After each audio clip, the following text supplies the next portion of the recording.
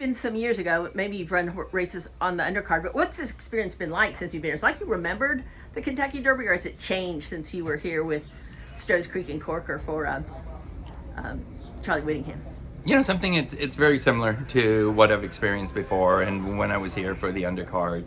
It's an exciting time.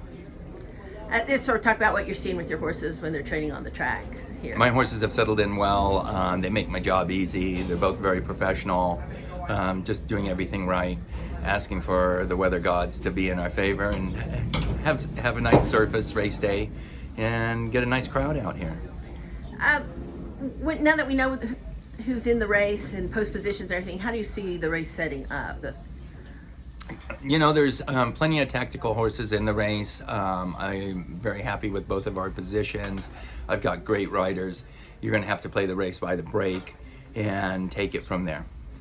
You said you feel like you were handed a lottery ticket dropped in your lap, and now you have to try to cash it and stuff. You're seeing the right signs, you think, to cash with these horses?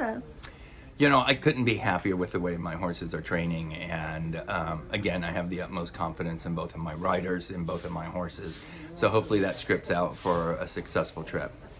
And Messier, after he won the San Felipe, a lot of people thought this is the horse to beat. This is your Derby favorite, and now it's kind of like, I'm not saying he's under the radar. He's not. He's obviously a very nice horse, but he's certainly not getting the discussion that he was getting before. And I guess people maybe are not paying attention how many Santa Anita Derby runners-up have won the Kentucky Derby.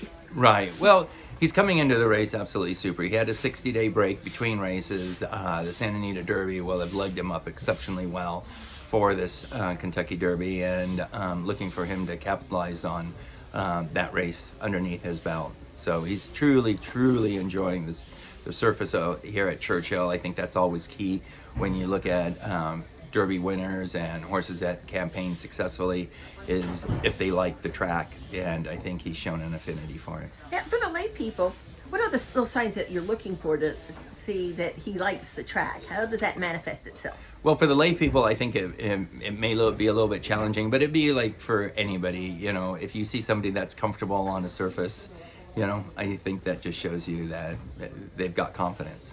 Well, we've seen horses like that. I call them change of venue horses. That actually, they might be performing at a high level at another track, but they take it to a completely different level when they get to Churchill Downs. I think of maybe horses like Ferdinand, that they appreciate the surface. Maybe they grip it better. Maybe they like the stretch. Maybe like this grass.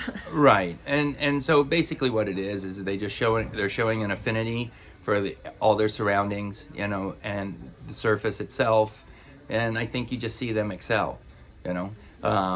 Not all horses are going to excel on every surface. There are certain horses that perform no matter where they go, but we're going to need some luck, like every horse in the Derby does.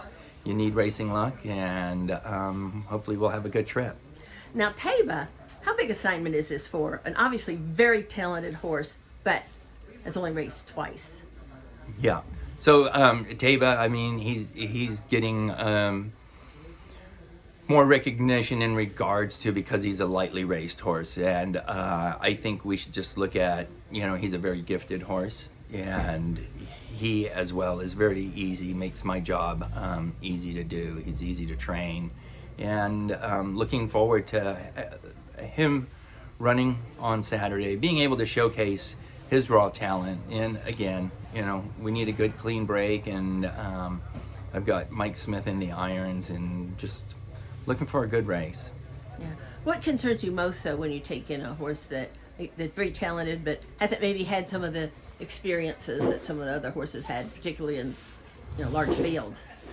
Well, as a trainer, your list of concerns is endless, and so there's only a few scenarios that will take you to the winner's circle, and so in order for me to actually list off the list of concerns, we'd be here a little while, but either way, I'm very confident with how we're going into the race. I couldn't ask for anything to be any different, touch wood, and hopefully, it'll play out like a Cinderella story. Now, has your wife, Millie Ball, who's a broadcaster herself, works for XBTV. Has she interviewed you? Is she interviewing you for this? No, she hasn't interviewed me, but she has in the past, but she hasn't, and she's going to take some time off. She's going to enjoy her Derby week.